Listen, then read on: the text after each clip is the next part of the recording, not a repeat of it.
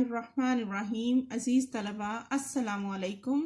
जैसा कि आप जानते हैं कि 10वीं क्लास के हाफ बुक टेस्ट के लिए आपका जो पहला हाफ बुक है उसमें सूरत अहज़ाब के रुकू नंबर 1, 2, 3 और हदीस पाक नंबर 11, 13 और मौज़ूआती मुताला नंबर 7 और 8 को शामिल किया गया है। इस सिलसिले में हम सबसे पहले रुकू नंबर 1 और 2 की इस लेक्चर में रिवीजन करेंगे। पढ़ते हैं बिस्मिल्लाहिर्रहमानिर्रहीम। सूरत अहज़ाब रुकू नंबर 1। जैसा कि आप जानते हैं लफ्ज़ अहज़ाब हिज़्बुन से बना है जिसके मानी गिरोह या जमात के हैं।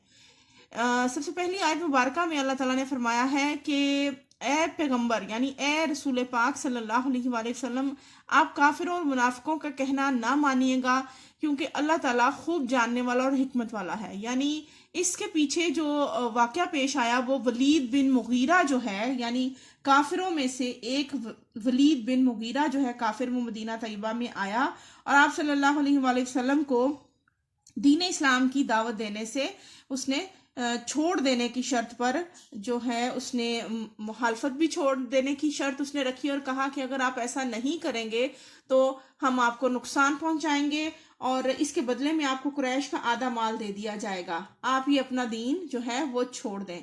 उधर मदीना में जो काफिरों का कबीला मौजूद था, मुनाफिकीन का बनु कुरैजा रह गया था। बनु नज़ैर को तो पहले ही बदअहदी की वजह से निकाल दिया गया था, उन्होंने आपके कत्ल की धमकियां देना शुरू कर दी थी।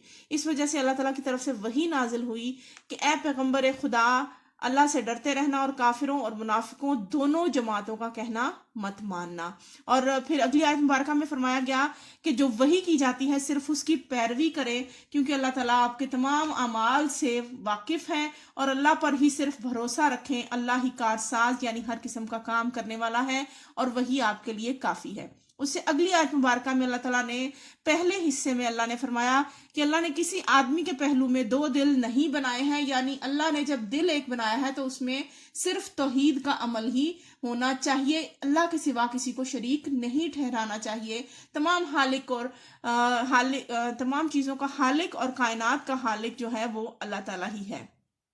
आयत मुबारका के अगले हिस्से में अल्लाह ताला ने फरमाया कि अपनी बीवियों को ज़माना जाहिलियत में जो तुम जिहार का लफ्ज़ बोल कर उन्हें तंग करने के लिए जो है जिहार का लफ्ज़ बोलते थे कि जा आज से तू मेरे लिए मेरी माँ की तरह है, तो अल्लाह ताला ने इस अमल को जो है वो गुनाह करार दिया और इस गलत फहमी को उनकी दूर कर दिया और वजाहत कर दी कि इस तरह निकाह नहीं टूटता बल्कि इसका कफारा अदा करके तुम अपनी बीवियों से दोबारा रुजू कर सकते हो। उसे अगले हिस्से में अल्लाह ताला ने फरमाया कि मुंह बोले बेटे जो हैं वो कभी भी तुम्हारे हकीकी बेटे नहीं हो सकते। इस चीज से सख्ती से मना फरमाया गया और इसको गुनाह में शुमार किया गया कि जो शख्स भी अपने बाप के नाम को तब्दील करे या कोई शख्स अपने मुंह बोले बेटे को अपने नाम से मंसूब करे, इस सूरत में उस पर जन्नत हराम करार दे दी गई। और जैसे ही इस आयत मुबारका का नुज़ूल हुआ, हजरत जैद बिन हारिस को उनके जो नाम से पुकारा जाता था क्योंकि हुजूर पाक सल्लल्लाहु अलैहि वसल्लम के वो मुंह बोले बेटे थे, इसलिए उन्हें लोग जैद बिन मोहम्मद कहा करते थे। तो इस आयत के नुज़ूल होते ही उन्हें जैद बिन हारिस कहा जाने लगा। अल्लाह के नज़दीक ये ज़्यादा महबूब अमल है कि तुम उन्हें उनके असली हकीकी बाप के नाम से पुकारो। वो दीन में सिर्फ तुम्हारे साथ उनका रिश्ता भाइयों का हो सकता है या वो तुम्हारे दोस्त हो सकते हैं। इसके अलावा अगर तुम जानबूझकर इसमें गलती करोगे तो अल्लाह ताला तुम्हें उसके बारे में मुआखज़ा करेगा और अल्लाह ताला बख्शने वाला रहीम है, क्योंकि अगर खुदा ना खास्ता गलती से ये काम सर अंजाम दे कोई तो उसका अल्लाह ताला बख्शने वाला है, लेकिन जानबूझकर करने वाले के ऊपर अल्लाह ताला का गजब नाजिल होगा।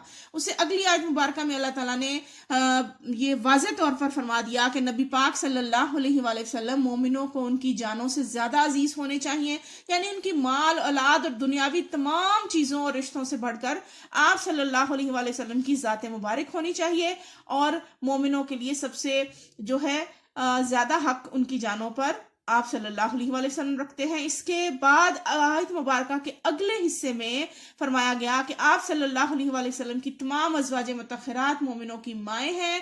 और फिर एक और हुक्म आया अंसार और मुहाजिरीन के लिए, क्योंकि जैसे ही मुहाजिर हिजरत करके मदीना में आए थे तो अंसार ने अपनी जो है वो बाज आधी जायदाद जो है वो मुहाजिरीन भाइयों के नाम कर दी। तो अल्लाह ताला ने ये आयत मुबारका नाजिल की کہ جائیداد میں یعنی وارث جو ہے وہ اس کے وارثین جو ہیں یعنی رشتہ دار جو ہیں حقیقی بیٹے بھائی بہنیں اور اولاد جو ہے وہ پہلے حقدار ہے. اس کے بعد اگر کوئی خوشی سے کسی کو حصہ دینا چاہے اپنے کسی دوست کو تو وہ دے سکتا ہے. یہ کام اللہ کے نزدیک زیادہ پسندیدہ ہے اور یہی حکم کتاب اللہ میں لکھا گیا ہے. آخری 2 آیات میں اللہ تعالیٰ نے نبیوں سے عہد لینے کے بارے میں 5 انبیاء کا جو ہے وہ نام درج ہے کہ اللہ نے ان سے عہد لیا اور انہیں اولو العزم انبیاء بھی کہا جاتا ہے. اور اللہ تعالیٰ ان سچے لوگوں سے اپنے وعدے کے متعلق پوچھے گا اور وعدہ کیا تھا کہ وہ ہمیشہ اللہ کی توحید کا اقرار کریں گے اور لوگوں تک اللہ کی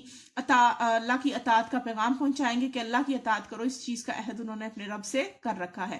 اس سلسلے میں آپ کو الفاظ نہیں یاد کرنے ہیں اور نہ صرف یہ بلکہ جو رکوع کے اندر مشکل الفاظ ہیں ان کے الفاظ معنی آپ کو یاد ہونے چاہیے. یہ سوال جواب اور آیات کو اچھے طریقے سے یاد کریں. آپ کو بارہا کہا گیا ہے کہ جتنے بھی سوال ان کے جواب ہیں ان کے آپ پوائنٹس بنا کر یاد کریں تو آپ کو پتا ہوگا کہ کوئی پوائنٹ مس نہیں ہوا. اس کے بعد دیکھتے ہیں رکوع نمبر 2.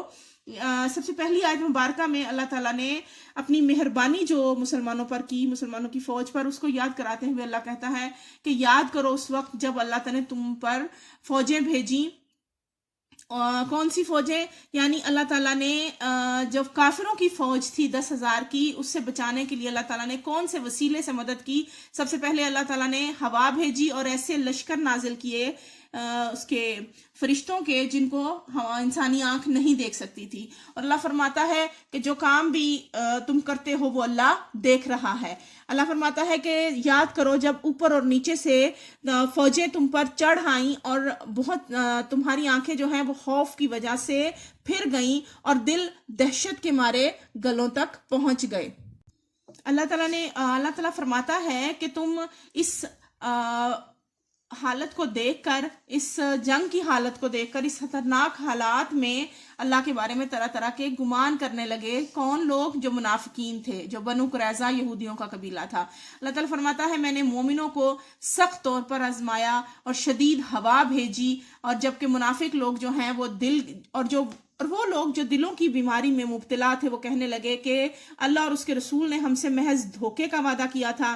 اور کچھ لوگ ان کی ایک جماعت آئی اور وہ کہنے لگے بہانہ بنانے لگے کہ ہم اپنے گھر جو ہیں وہ ٹھہرنے کا مقام ہمارا یہاں نہیں ہے, ہمارے گھر کھلے ہیں تو ہمیں اپنے گھروں کو لوٹ جانے کی اجازت دی جائے, جنگ تو ہو نہیں رہی. یعنی وہ بہانے سے واپس جانا چاہتے تھے. اس چیز سے ان کا مراد کیا تھی کہ وہ صرف میدان جنگ سے بھاگنا چاہتے تھے. پھر اللہ فرماتا ہے کہ فوجیں جو مدینہ کے ارد گرد داخل ہوئی تھیں ان سے خانہ جنگی کے لیے یعنی ان کے ساتھ لڑائی کرنے کے لیے جو چھوٹے پیمانے پر جاری تھی اس میں لڑنے کے لیے اگر انہیں حکم دیا جاتا تو وہ بہت کم دیر کے لیے تھوڑی دیر کے لیے لڑتے, حالانکہ وہ گھروں سے نکلتے ہوئے اللہ سے اقرار کر چکے تھے کہ وہ کبھی بھی میدان جنگ سے منہ نہیں پھیریں گے. اللہ فرماتا ہے کہ قیامت کے دن ان سے اس عہد کے بارے میں ضرور پوچھا جائے گا, ضرور پرسش کا مطلب ہے پوچھ گچھ کرنا. اللہ تعالیٰ فرماتا ہے تمہارا اس میدان جنگ میں سے بھاگنا تمہیں کوئی فائدہ نہیں دے گا کیونکہ موت کا جو وقت مقرر ہے وہ اسی وقت پر آ کر رہے گی اور تمہیں ذرا بھی اس میدان جنگ سے بھاگنا فائدہ نہیں دے گا. اللہ تعالیٰ اگر کسی کے ساتھ برائی کا ارادہ کرے تو اسے اللہ کے سوا کوئی نہیں بچا سکتا. اللہ تعالیٰ فرماتا ہے کہ یاد کرو کہ جب بھی تم پر کوئی مصیبت آتی ہے یا مشکل وقت آتا ہے تو اللہ کے سوا تمہیں کوئی اس مصیبت سے نہیں بچا سکتا. اللہ ہی تمہارا حامی و ناصر ہوتا ہے اور اس مصیبت سے بچانے والا تمہارا دوست اور مددگار اللہ ہی ہے. پھر آیت کے اگلے حصے میں اللہ تعالیٰ فرماتا ہے کہ اللہ تعالیٰ المعوقین, جو آپ کے مشقی سوالات میں بھی ہے کہ یعنی المعوقین کا مطلب ہے لوگوں کو جہاد سے منع کرنے والے. منافقین لوگ جو ہیں وہ نہ صرف دوسرے یہودیوں کو بھی منع کرتے بلکہ وہ مسلمانوں میں سے بھی کچھ لوگوں کو بہکانے کے لیے اس طرح کی باتیں کرتے کہ آپ لوگ ہمارے پاس آ جائیں, لڑنے کا کوئی فائدہ نہیں, جنگ لشکر بہت بڑا ہے, اول تو جنگ ہوگی نہیں اور اگر ہوگی تو شکست ہوگی. اس طرح کی باتیں کرتے اور وہ آپ صلی اللہ علیہ وآلہ وسلم کے بارے میں بخیل تھے. یعنی وہ آپ صلی اللہ علیہ وسلم کی شان مبارک بیان کرنے میں اور میدان جنگ میں لڑنے اور میدان جنگ میں جو ہے وہ مال اور اسلحہ دینے کے معاملے میں بہت زیادہ بخل سے یعنی کنجوسی سے کام لیتے. اور پھر اگر کبھی خوف کا وقت ہوتا تو وہ آنکھیں جو ہے پھیر پھیر کر حضور پاک صلی اللہ علیہ وسلم کی طرف دیکھتے کہ آپ نے تو وعدہ کیا تھا ہم جیت جائیں گے، تو پھر یہ سب کیا ہو رہا ہے؟ یعنی وہ موت کو جیسے ہی محسوس کرتے، موت کو اپنی طرف آتے ہوئے دیکھتے تو خوفزدہ ہو جاتے، اور جب کبھی امن کا موقع ہوتا تو وہ تیز زبانوں سے آپ صلی اللہ علیہ وسلم کے ساتھ آ کر مال غنیمت لینے کے لیے زبان درازی کرتے۔ یہ لوگ حقیقت میں ایمان لائے ہی نہیں۔ اللہ فرماتا ہے انہوں نے اپنے اعمال جو تھوڑے بہت دکھاوے کے کیے تھے وہ بھی اللہ نے ان کے ضائع کر دیے ہیں۔ اللہ کے لیے یہ کام بہت آسان ہے، اور پھر وہ خیال کرتے جب اللہ تعالیٰ نے لشکر کو جو ہے شکست دینے کے لیے تیز ہوا بھیجی اور راتوں رات لشکر غائب ہو گیا، تو وہ خیال کرنے لگے کہ فوجیں گئی نہیں، بلکہ وہ سمجھتے کہ لشکر جو ہے وہ کسی چال کی صورت میں پچھلی طرف سے یا اوپر کی طرف سے پہاڑ کی طرف سے آ کر حملہ کرنے کے لیے غائب ہو گیا ہے، اور تمنا کرتے کہ کاش ہم جو ہے وہ دور دراز گاؤں میں جا کر رہتے اور صرف اس جنگ کی خبریں ہی ہم تک پہنچتی، اور وہ بھی تھوڑی بہت۔ اب ہم دیکھتے ہیں حدیث پاک نمبر 11 جو کہ آپ کے اس سلیبس میں شامل ہے۔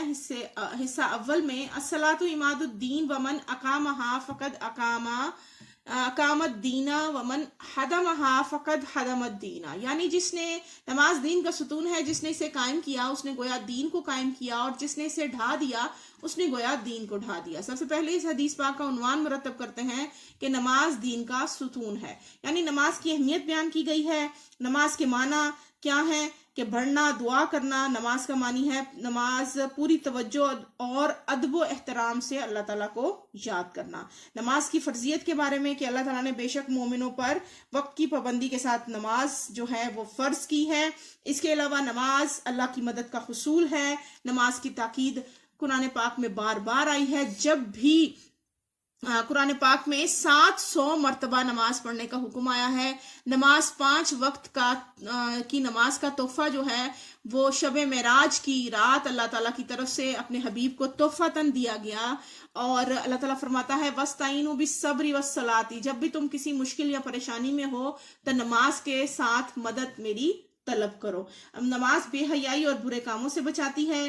اہل جنت کا سوال اہل جہنم سے ہوگا۔ اللہ تعالیٰ فرماتا ہے کہ اہل جنت جو ہیں وہ اہل جہنم سے پوچھیں گے کہ کون سی چیز ہے جس نے تمہیں جہنم میں ڈالا، تو وہ کہیں گے کہ ہم نماز نہیں پڑھتے، یعنی جہنمی جو ہے وہ نماز نہ پڑھنے کی وجہ سے جہنم جائیں گے۔ قیامت کے دن سب سے پہلا سوال اللہ تعالیٰ نماز کے بارے میں کرے گا، یعنی اس کا حاصل یہ ہوا کہ اگر ہم نماز نہیں پڑھیں گے تو گویا ہم نے اپنا دین کھو دیں گے۔ ہمیں چاہیے کہ اللہ تعالیٰ سے رابطہ قائم رکھنے کے لیے 5 وقت کی نماز ادا کریں۔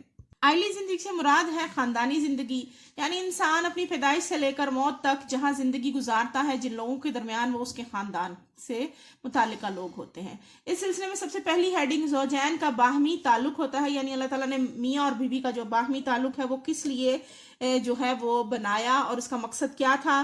یہ تسکین فطرت یعنی انسان کی فطرت کی تسکین کے لیے ہے، اخلاقی تحفظ ہے، رنج اور راحت کا ساتھی ہوتا ہے، اور آئلی زندگی کے مقاصد جو ہیں وہ نسل انسانی کی بقا، افزائش نسل اور راحت و سکون، اور اولاد کی تعلیم و تربیت، حقوق و فرائض کی ادائیگی۔ حقوق و فرائض کے حوالے سے زوجین کے حقوق و فرائض یعنی جو ایک بیوی کے حقوق ہوں گے وہ مرد کے فرائض ہوں گے، اور مرد کے جو فرائض ہوں گے وہ ایک بیوی کے حقوق ہوں گے۔